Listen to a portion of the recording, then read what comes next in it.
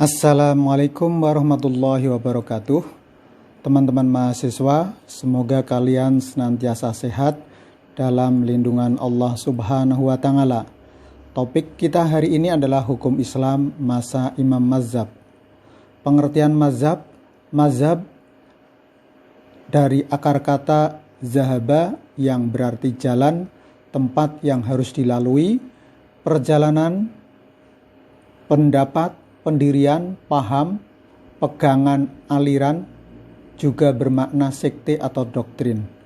Dalam Kamus Besar Bahasa Indonesia, KBBI, mazhab diartikan sebagai haluan atau aliran mengenai hukum fikih yang menjadi ikutan umat Islam. Dalam fikih, mazhab dimaknai sebagai jalan pikiran, pemahaman, dan pendapat yang ditempuh oleh seorang mujtahid dalam menetapkan suatu hukum Islam dari sumber Al-Quran dan As-Sunnah. Mazhab diartikan juga sebagai fatwa atau pendapat ulama dalam urusan agama. Mazhab dalam fikih banyak jumlahnya. Yang masyhur ada 4 mazhab, yaitu mazhab Hanafi, mazhab Maliki, mazhab Syafi'i, dan mazhab Hambali. Mazhab-mazhab mulai berkembang pada era pemerintahan dinasti Abbasiyah pada kurun waktu 2 Hijriah atau 8 Masehi. Periode Abbasiyah, masa kajian hukum Islam yang sistematis. Muncul berbagai mazhab hukum Islam, yaitu 4 mazhab Sunni, Abu Hanifah, Malik bin Anas, Syafi'i, dan Hambali. Abu Hanifah yang wafat 150 Hijriah atau 767 Masehi memiliki kemampuan penalaran yang hebat, merumuskan teori ikhtisan, yaitu preferensi hukum yang menandai penyimpangan dari analogi yang ketat dengan alasan kepentingan umum.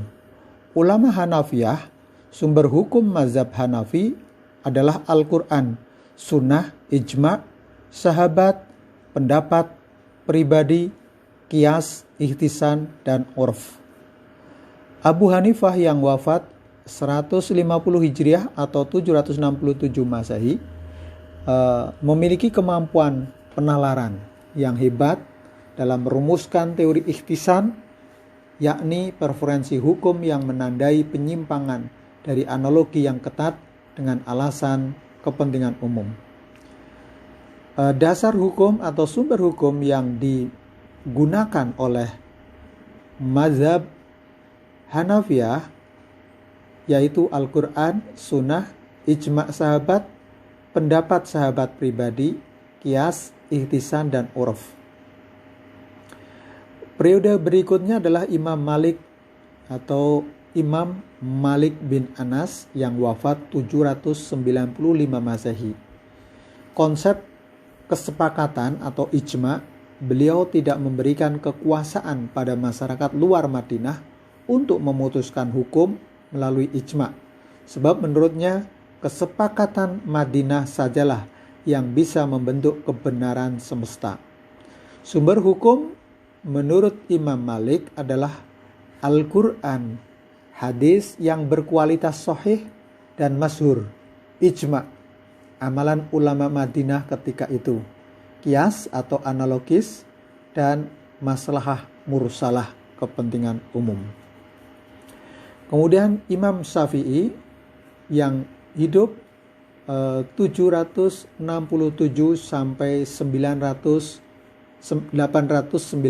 Masehi, bernama Muhammad bin Idris As-Syafi'i.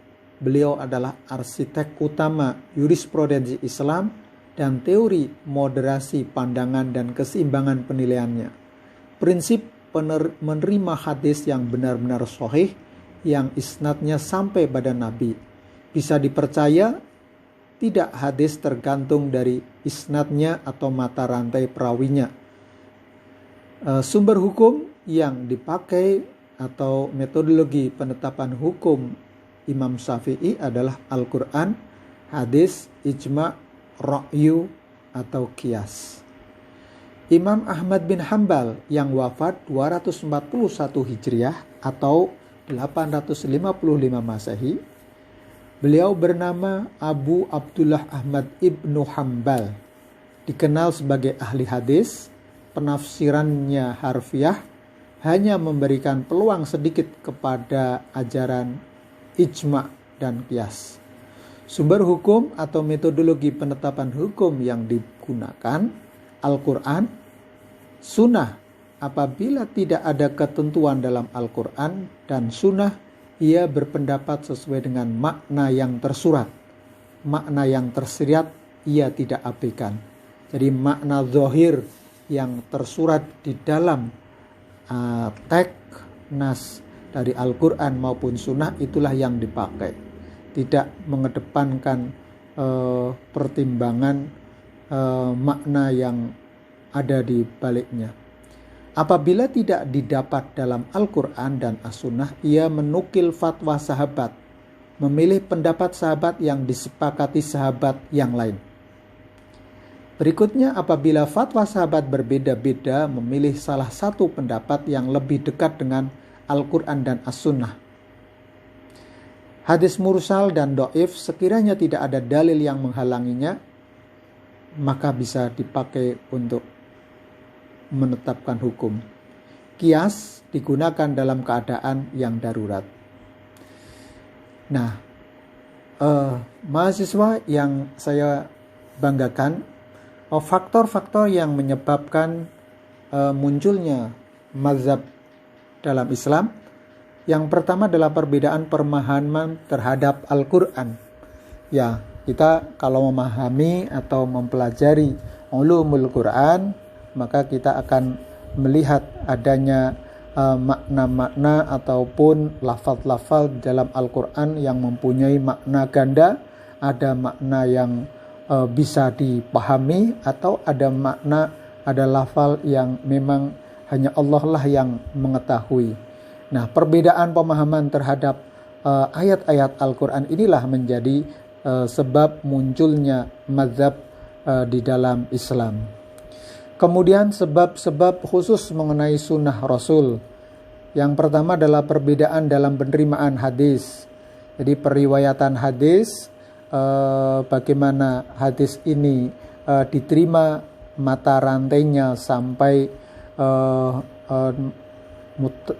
terhubung ataupun bertemu dengan Nabi hingga sampai pembekuan hadis itu betul-betul bisa diterima.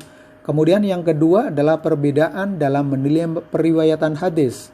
Ya, ada personil atau di dalam periwayatan hadis yang bisa diterima periwayatannya, ada yang bisa ditolak karena memang ada unsur-unsur yang menguatkan atau melemahkan pribadi tersebut sehingga periwayatannya bisa diperdebatkan.